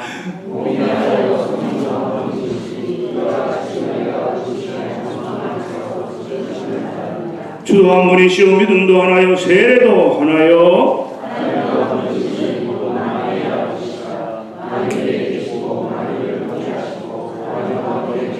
우리 각 사람에게 그리스도의 선물에 분량대로 은혜를 주셨으니 됐습니다. 자, 성령이 하나 되게 하신 것을 힘써 지키라고 했습니다. 그리고 성령도 한 분이라고 합니다. 이게 뭡니까? 에베소 교회의 편지를 바울이 쓰면서 교회 안에 있는 교인들의 어떤 관계나 갈등이나 아니면 교회에서 어떤 사명을 가지고 하나 되지 못할 때나 문제점을 보고 바울이 교회를 성령이 하나 되게 하신 그리스도의 한 몸이니까 여러분들이 지키기만 하면 된다고 그랬습니다. 여기 아주 중요한 게 있습니다. 사람들은 자신의 열정과 헌신이 하나 만든다고 지키지 않으면서 날뛰는 사람이 많습니다. 특히 이민교회 어물전 망신은 누가 시킨다고 멋모르고 날뛰는 사람들입니다. 목사가 목회하면서 가장 좋은 교인, 고마운 교인이 어떤 일인 사람인 줄 아십니까? 여러분 교회는 그런 역사를 경험하지 못한 점잖하고 평온한 시대를 살아가는 그런 좋은 교인들이지 모르지만 여러분도 다 다른 데서 나도 간접적으로 경험했을 거 아니에요. 힘들고 어려울 때 망둥이처럼 날뛰는 사람들이 꽤 많습니다. 그러면서 자기가 하나 되게 만든다고 설치는 사람이 많습니다. 제일 지혜롭고 은혜로운 성경적 가르침은 하나님이 그리스도의 몸 안에서 성령으로 하나 되게 만들었으니까 지키기만 하라. 어떻게? 온유와 겸손과 용납으로. 이미 하나님이 그리스도를 통해서 만들어 놨는데 너가 뭐 하나 만들려고 예수는 난리야. 내 자리나 지키고 너 믿음도 지키고 너 믿음의 분량도 지키고 남에 대한 용납도 겸손하게 지켜야 자기 자리만 지키면 지대로 하나가 유지된다. 이것이 바울이 다 배웁시다. 목사가 제일 고마운 교회는 세월이 흐르면서 어떤 어려움 속에서 제자리 지키는 교회입니다. 제자리만 다 지켜주면 사탄 금방 물러갑니다. 자기 자리에 앉지 않고 여기 앉은 몇십 명 분들이 무슨 의견이 일어나는데 자기 자리에 앉지 않고 호떡집에 불난 것처럼 다 일어나가지고 살떼지라고 왔다 갔다 해보십시오. 여기 어떻게 되겠습니까? 한참 떠들다가도 전부 제자리에 딱 앉으면 제대로 조용해져서 새로 조용하기 시작하겠습니다. 여러분 어떨 때 이슈가 되어서 쓸데없이 긴장이 일어나고 쓸데없이 논쟁이 돼도 힘써 지키기만 하면 성령께서 우리를 도우신다고 믿으시기 바랍니다. 하나님의 방법입니다. 세상에서 가르쳐준 방법하고는 다릅니다. 하나님의 방법은 잘 배우고 익히지 않으면서 세상 살아가면서 배운 그런 원숙하고 노련하고 노예한 방법을 동원하는 이민교회의 잘못된 지도자들이 많이 곳곳에 있습니다. 여기는 늘 푸르니까 없는 줄 모르지만 고목이 된 그런 찌그러진 나무들이 많은 대도시에 있더라고요. 지키면 됩니다. 내 자리 내가 지키면 됩니다. 내 직분 내 분량에 맞게 지키면 됩니다. 그러면 다 하루아침에 하나님의 성령이 하나 되게 하는 것을 이루어줍니다. 유니티가 깨지면 모든 에너지가 다 낭비되니까요.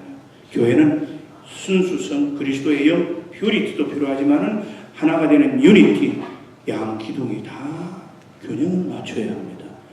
휴리티와 유니티, 하나와 그리스도의 영. 이게 다 어디서 오는가? 어려울 때마다, 내가 갈등을 느낄 때마다, 내가 힘들 때마다 다시 말씀 앞에 앉고 내가 묵상하고 내가 말씀대로 꾸준히 신앙생활에 변치 않고 자기 자리를 지키다 보면 어느 시간에 딱 깨닫게 됩니다. 제가 마이애미에 있을 때 어떤 교인들을 보니까 장사하는데 어떤 한 해에 큰 부자가 되고 한 5년 동안 그저 본전치기로 장사한 사람도 있더라고요. 왜 그랬습니까? 어느 해에는요 날씨가 춥다 그래가지고 그 마이애미 사람들이 잘 아는 밍크 코드나 추운 외투를 쫙 수십만 무리씩 가더라는데 춥기는 개코로 추워 날씨가 더워서 옷을 몽땅 그냥 섞일 뻔했습니다. 그런데 그 이듬해 갑자기 예고도 없이 찬바람이 스르르르 부니까 막 몇 배로 비싸게 다 팔아먹었습니다. 그때 가게 사고 집 한 채 사가 지금은 현상 유지합니다. 여러분 매년 그러면 어떻게 되겠습니까? 몸이 못 당할 겁니다. 장사는 그런 거지요. 여러분이 저보다 더 잘하겠어요.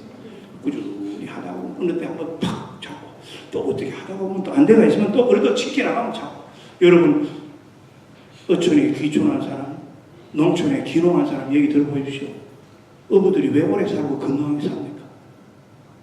바다가 오늘은 요것만 허락하니 요것만 잡고 오늘 더 갈랍니다. 저놈 바다에 있는 저 흑동을 내가 오늘 끝까지 잡아야 되겠습니다. 그물을 쳐라. 안 되면은 무슨 낚시질을 하고 창을 던져라. 이따오 없는 무리한 일을 안 합니다. 그 사람들은. 내가 보고 배운 거예요. 요새 집에서 내가 어떨 때는 그거 좋아해. 한국 기행. 이거 보니까요. 제구람의 한국인의 밥상. 제가 요새 좋아하는 게 그게 시간 나게 휴가 때는 그거 보여요. 지혜가 있어요. 나는 목사라서 뭐든지 남이 하는 걸 보고 배우려고 하는 것이기 때문에 절대 농촌도 그렇구나. 농사를 지었는데 올해는 풍년이 이렇게 들어서 참 잘 됐습니다. 매년 이러면 얼마나 좋겠습니까? PD가 모르니까 아이고 농사를 누가 그렇게 짓나요? 올해는 풍년이지만 내년을 또 어떻게 합니다. 저런 때는 그래 먹고 살지. 그러니까 85, 4시대도 건강하게 농사를 하더라고요. 왜 예수님이 어부들을 제자로 부르셨는가? 베드로, 야고보, 요한. 가만히 생각해보니까 그래 자연의 섭리대로 주는 대로 받아먹어. 목사도 너무 열정이 지나쳐서 어떨 때는 욕심도 많은 거예요. 저도 이 주예수교회 하기 전에는 좋은 교회 부흥시키고 좋은 교회에서 늘 했기 때문에 일찍이 미국 와서 공부하고 이렇게 해서 열심히 하고 헌신을 하고 부끄럼 없이 정직하면 되는 줄 알았는데 세상에 그렇게 살면 다 되는 거지. 인생인 것들은 묻기가 왜 있었고 왜 욕기가 있습니까? 성경에 답을 보면 그게 아닙니다. 성령의 인도하심 따라 하나님이 주신 대로 과하지도 말고 게으르지도 말고. 그래서 지키라. 여러분 지킨다는 게 참 중요해요. 국가를 지키기 위해서 해안방어를 지키고, 제가 해안방어 소대장을 좀 해서 70명 데리고 한 면을 맡았는데요. 제 책에 어떤 데는 그것도 나오는데, 그러니까 그 예화가 어느 책들에 많이 쓰여졌더라고요. 제가 해안방어를 하면서 토끼거리 근처에 해안방어를 했는데, 놀라지 마십시오. 저 해병대 장교 출신이에요. 여기 왔으니까 얘기해야지. 군대 학부 마치고 장교 시험 쳐서 가서 해군 해병대 갔는데, 아이고 뭐 그런 데를 맡았어요. 사단장이 너 부하 다 다스리고 전문 잘하고 정신교육 잘하니까 전에 화사한끼리 사죽이고 영창 가고 하는 그런 데 나를 넣어놨어요. 군대는 너무 열심히 해서 절대 안 되는 거라는 걸 몇 번 배웠어요. 군대는 너무 열심히 하니까 배종이 나는 너를 평생 잊을 수 없어. 그리고 가보더라고요. 해군본부에서 참모총장 부관으로 뽑아도 여긴 작전지역이니까 배정이 필요합니다. 그러니까 안 보내줘놓고 나중에는 나는 너를 평생 잊을 수 없다고 악수하고 갑자기 나는 하마나 기다리는데 사여가라 굿바이. 그러니까 군대는 물론 그렇게 해야 되겠지만 그런 게 있구나 알았는데, 제가 70명을 내리고 이제 해안방어 할 때 포켓골이 거기 뭐 간첩 별로 안 들어오고 밤에 수류탄 총탄 들고 나가서 술 먹고 저끼리 사죽이고 하던데요. 제 직속 그 전에 영창 갔고. 그런데 이게 밤이 되면은 이제 여러분이 간첩이, 지금은 시대가 달라졌지만 그때는 간첩이 많이 들어왔습니다. 밤마다 줄 치고 모래 끌고 돌멩이 쌓고, 간첩이 그냥 들어온 게 아니고 꼭 간첩이, 지난 옛 얘기입니다. 해안에 고정 간첩이 접선을 해줍니다. 그리고 내가 간첩 하나 잡았다고 고정 간첩이 접선하는 거 후레쉬로 빨빨빨빨. 그래서 내가 집에 와서 한 1년을 놀았을 때 잡고 보니까 대학생이야.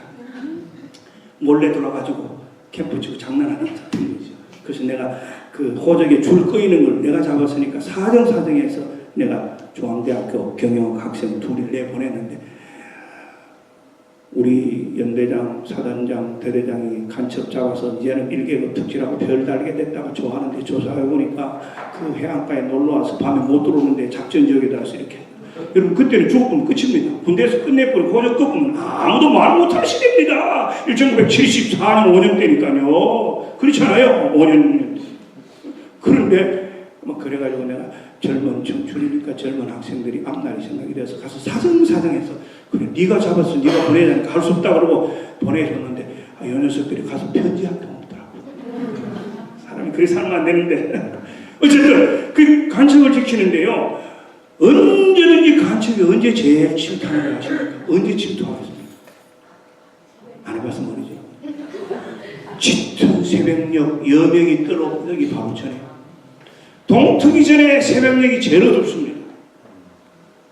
밤새도록 초선의 보초석을 노닥거리고 순찰님도 왔다 갔다 하다가 얼마 있으면 곧 철수할 때, 새벽녘이 가장 짙을 때 꼬박꼬박 졸거나 코고는 소리를 내면 그때 간첩들이 들어옵니다. 인생의 문제도 마찬가지입니다. 가장 내가 고난의 역경에 그 지렁탕에 떨어져서 발버둥 칠 때 그것이 끝이 아닙니다. 터널이 저기 보일 때가 많습니다. 지금 눈에는 안 보이지만 그때 끝까지 우리가 하나님 붙잡고 있고 끝까지 내 길을 가고 끝까지 내 사명에 정직하고 성실하지 않으면 터널이 보입니다. 새벽 여명이 오기 전에 가장 짙은 새벽 어둠이 있더라고요. 그때 간첩이 들어옵니다. 그걸 내가 신앙으로 풀이했더니만 여러 곳에서 우리 교인들이, 목사님은 이거 인용한 거 사람들이 여러 책에서 나왔습니다. 그 내가 실제로 경험한 겁니다. 대한민국의 빨간 명찰단 해병대 중위 보병 장교로서 귀신 잡는 해병이었습니다. 자, 신앙생활도 마찬가지입니다. 그때 포기하고 지금 교회 믿음 포기해버리면 헤어나지 못합니다. 헤어나지 못합니다. 자기를 지켜야 합니다. 내 아이덴티티를 지켜야 합니다. 나는 죽어도 장로야. 내가 아무리 이렇게 남이 손가락질하고 내가 모함을 받고 어려워도 나는 목사의 정체성이야. 절대 인간적인 말과 설교와 평가를 필요 없고 인간적인 감정을 토로할 필요 없어. 나는 내 길을 간다. 여러분, 세상의 모든 것이 인간이 좌우해도 우리가 뭐 좌우 못하고 하나님만 좌우하는 게 딱 한 가지 있습니다. 뭔지 아십니까? 시간입니다. 시간. 전도서가 말하는데도 흥할 때가 있고 망할 때가 있고 울 때가 있고 웃을 때가 있고, 시간은 정직하고 성실하고 신앙적으로 하나님 앞에 변치할 때 마지막에는 더 옵니다.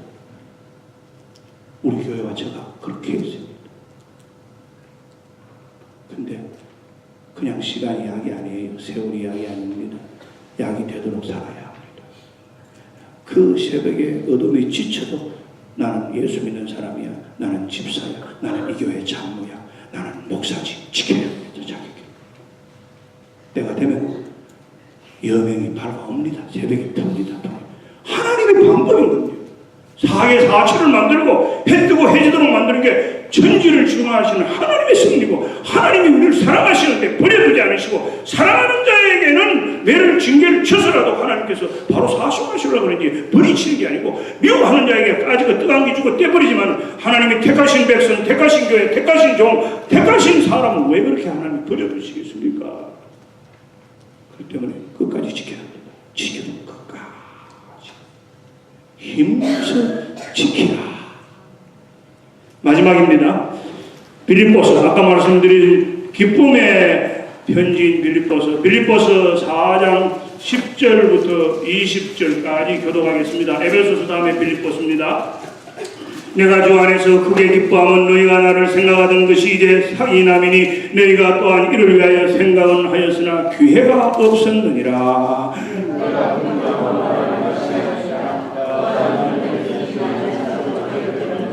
나는 비천에 처할 줄도 알고 풍부에 처할 줄도 알아 모든 일 곧 배부름과 배고픔과 풍부와 공급에도 처할 줄 아는 일체의 비결을 배웠노라.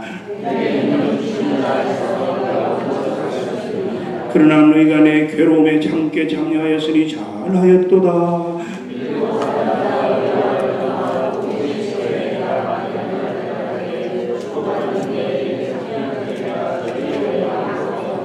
데살로니가에 있을 때도 너희가 한 번뿐 아니라 두 번이나 나의 쓸 것을 보내었도다.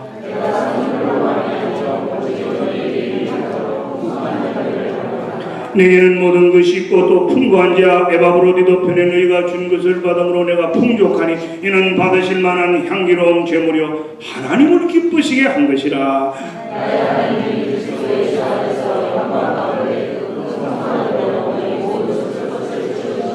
하나님 곧 우리 주 아버지께 세세에 무궁하도록 영광을 돌릴지어다.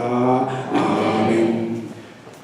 우리 예수 믿는 사람의 인생의 궁극적 목적은 웨스트민스터 고백에 말하듯이 하나님에게 영광을 돌리고 하나님과 더불어 즐겁게 사는 것입니다. 그와 더불어 기뻐하는 것입니다. 우리 신앙 공동체의 궁극적인 목적은 하나님이 기뻐하시는 일을 하는 것입니다. 선을 베푸는 것 기뻐하시고 의를 행하는 것 기뻐하시고 때로는 눈물에 참여하고 회개도 기뻐하시고 기뻐하십니다. 시편 기자는 말하기를 하나님의 기뻐하심이 나의 힘이라 그랬습니다. The joy of the Lord is my strength. 우리의 힘이 내가 가지고 있는 여러 조건에서 나온 것이 아니라 하나님이 나를 기뻐하시면 내가 지금 눈물을 흘리고 내가 지금 비참한 물을 등에 있고 내가 지금 억울함에 당해서 어쩔 수 없을 때도 하나님이 하늘에 보시고 웃음을 지으시고 속으로 대견해 하시면 세월과 더불어 분명히 하나님의 힘이 나올 것입니다. The joy of the Lord is my strength. 지금 빌립보 교회에 바울이 마지막으로 편지를 쓰는데 옥중에 있는 나를 잊어버리지 않고 여러분이 에바브로디도로 사람 편에 두 번이나 선교 헌금을 보내는구나.